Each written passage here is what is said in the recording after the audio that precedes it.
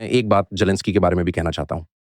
मैंने पहले उनकी आलोचना की थी क्योंकि उन्होंने न्यूक्लियर एक्सचेंज पर जिस तरह से हल्के-फुल्के तरीके से बात की थी, वह बेहद अपमानजनक लगी थी, क्योंकि ऐसी स्थिति में मेरे परिवार की जान को खतरा हो सकता था।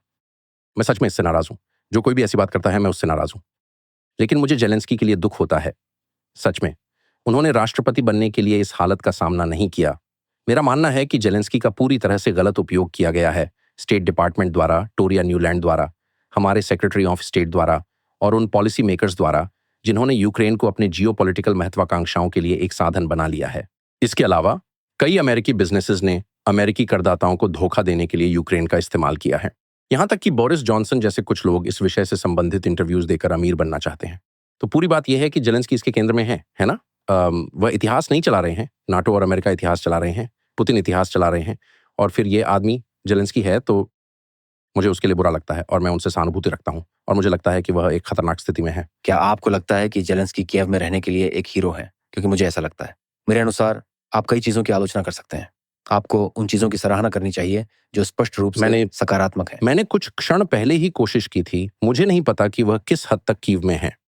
ऐसा लगता है कि वह यूनाइटेड स्टेट्स में बहुत रहता है, जैसे कि बहुत ज्यादा। आप एक सैटेलाइट इंटरव्यू कर सकते हैं। आपको कांग्रेस से बात करने की जरूरत नहीं है।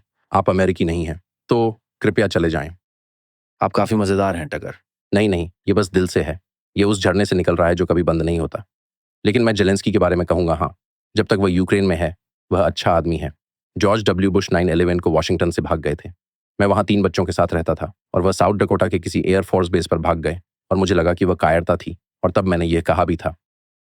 और तब मुझ पर हमला किया गया था और मैंने इसके बारे में न्यूयॉर्क मैगजीन में एक कॉलम लिखा था।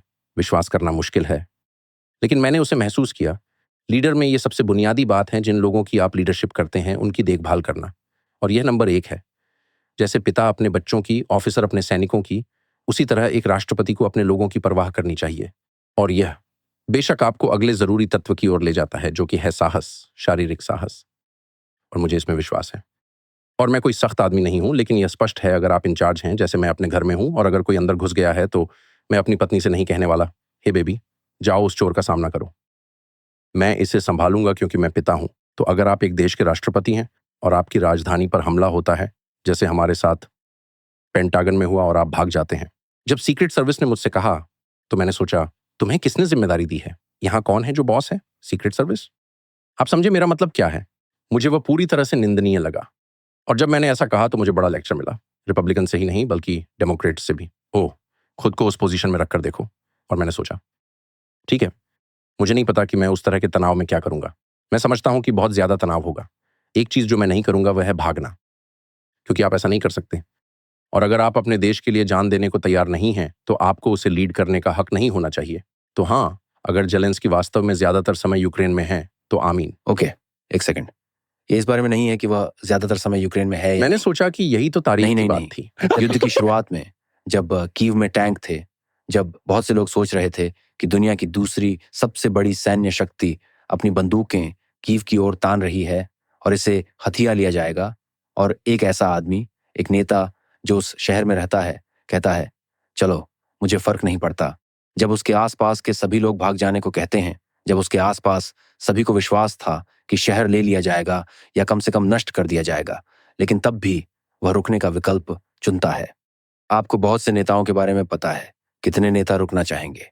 खैर, जब तालिबान आए, तो अफगानिस्तान के नेता, जो अमेरिकी समर्थन प्राप्त नेता थे, एक अमेरिकी विमान में अमेरिकी डॉलर लेकर भाग गए, और जाहिर है वह अब उन डॉलर पर ही जी रहे हैं। तो हाँ, बहुत सा डरपोक व्यवहार है, उसके लिए अच्छा है।